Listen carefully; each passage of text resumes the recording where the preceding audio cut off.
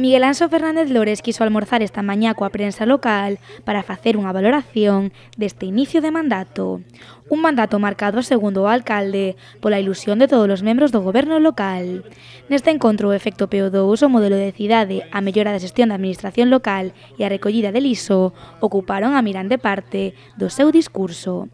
Sobre este último asunto, Lores asegurou que se tomarán medidas para mellorar a calidade do servizo. Hai dependencias que están pagando un recibo de lixo que non cubre, o sea, que é superior ao mellor ao custe do lixo que produce. E hai outros que producen 20 ou 30 veces máis do que se lle está cobrando. Entendes? Pois eso hai que aquilatalo, porque non é xusto. A nosa idea é que unha vez que este implementado todo o servicio, o recibo do urbano se poida baixar. Especialmente nos sitios onde o dixemos, onde se recolle o 100% do orgánico, onde hai kilómetro cero, etc. Vale? Esa é a nosa idea. Primar, ademais, a maior colaboración ciudadana. Pero que é moi complicado. Eso é moi complicado. Neste eido, o alcalde tamén quiso falar da proposta dos populares de implantar o servizo de recollida porta a porta, un servizo que está instalado en cidades como Oviedo e co que Lores non está moi de acordo. Eu a impresión que tuven ali era que estaba todo cheo de basura. Esa impresión.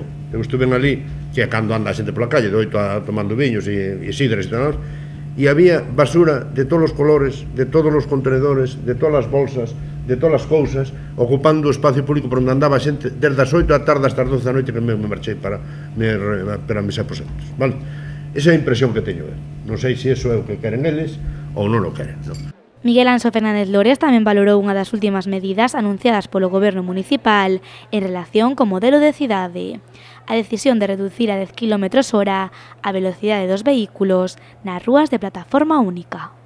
A velocidade 20 se poñía inicialmente en zonas peonís e de plataforma única, pero que estamos constatando, en primeiro lugar, que non é real eso. Nadie vai a 20 por esas zonas. Non vai a 20, imposible, porque a presión peatonal impide.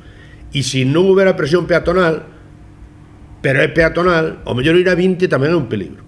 E segundo lugar, ahora mismo, alguén me comentaba, así a petit comité, decía que ahora meten máis medo as bicicletas e os monopatins que os coches na cidade. E, polo tanto, hai que tomar medidas en ese sentido. En canto ao modelo económico, o alcalde cree que o goberno municipal está a traballar ao máximo para tratar de incrementar o emprego na cidade.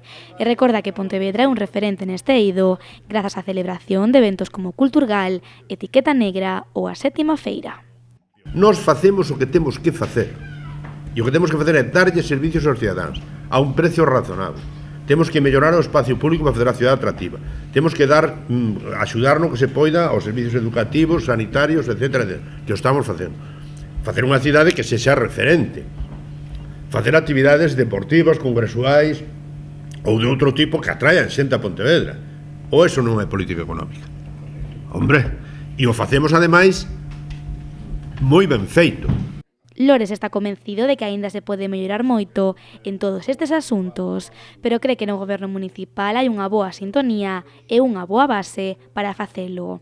Ademais, o voceiro nacionalista asegura que dende o Concello seguirán implantando modelos vanguardistas que melloren a calidade de vida dos cidadáns.